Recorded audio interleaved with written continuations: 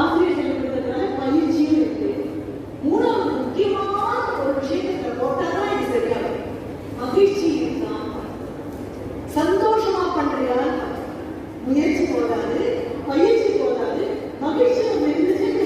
Question paper பார்த்து அடுத்த நிமிஷம் என்ன சொல்லுமா, உனக்காச்சு எனக்காச்சு இல்லை, எனக்காச்சு எனக்காச்சு.